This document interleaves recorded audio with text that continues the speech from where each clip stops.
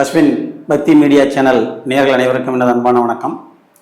இப்போ ரீசெண்ட் டேஸில் நிறைய பேர் என்ன கேட்குறாங்க அப்படின்னா, பெயர் மாற்றத்துக்கு வரும்பொழுது என்ன கேட்குறாங்க அப்படின்னா, சார் குழந்தைக்கு பேர் வச்சிட்டோம், 9th 10th வந்துட்டாங்க, +2 முடிச்சிட்டாங்க, இப்போ பேர் மாற்றும் போது என்ன செய்கிறாங்க, இல்லைன்னா திருமண நேரத்தில் கல்லூரி படிப்பை முடிச்சுட்டு திருமணம்னு வரும்போது எங்கேயாவது பேர் மாற்றணும், பேரில் பிரச்சனை இருக்குன்னு சொல்லும்போது பேரை மாற்றுறாங்க அப்படின்னா எல்லாரும் கேட்குற ஒரு கேள்வி என்ன அப்படின்னா, சார் பேரை மாற்றினா கெசட்டில் மாற்றணுமா, கெசட்டில் மாற்றுற ப்ரொசீஜர் என்ன, அது மாற்றினா தான் வேலை செய்யுமா? எல்லாரும் சொல்லுவாங்க, ஆமாம் கெசட்டில் மாற்றணும், நீங்கள் பேப்பரில் விளம்பரம் தரணும் எல்லாம் சொல்லுவாங்க. தேவையே இல்லை. நீங்கள் உங்கள் பேர் உங்களுக்கு வேலை செய்யணும் அப்படின்னா ஒரு நாளைக்கு அந்த டேட் ஆஃப் பர்த் பேரை வைத்து இத்தனை முறை எழுதி பார்க்க வேண்டும் இருக்கு. காலையில் 5 மணிக்கு 5 மணிக்கு எந்திரிச்சு குளிச்சுட்டு உட்காந்து சாமி முட்டை எழுதுங்கன்னு சொல்லுவாங்க. தேவையே இல்லை.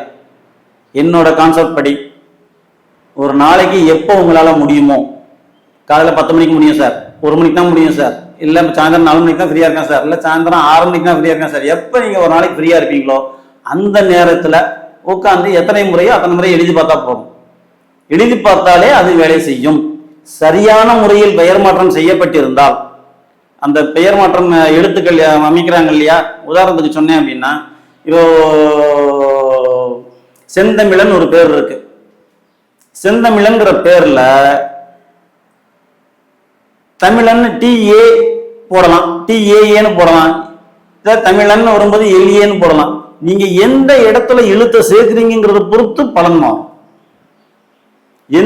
பொதுவா எந்த இடத்துல சேர்த்தாலும் ஒரே மாதிரி பலன். டோட்டல் வந்து இந்த நம்பர் வருது, இந்த நம்பருக்கு டோட்டல் நான் மாத்திட்டோம் அப்படின்னா அது வேலை செய்யணும் அப்படிலாம் கிடையாது.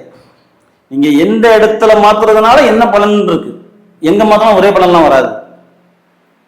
அப்போ இந்த ஒரு இனிஷியல் முன்னாடி சேர்த்தா போதுமா, இல்லை இடையில ஒரு ஏ சேர்த்தா போதுமா, இல்லை ஒரு ஐ சேர்த்தா போதுமா, இந்த மாதிரிலாம் நிறைய பேர் கேட்பாங்க. நீங்க எங்க சேர்த்தா என்ன பலன் இருக்கு, இதை ஒரு இடத்துல சேர்க்கறதுனால எங்க சேர்த்தாலும் டோட்டல் வந்துட்டா ஒரே பலன் தான் கிடையவே கிடையாது.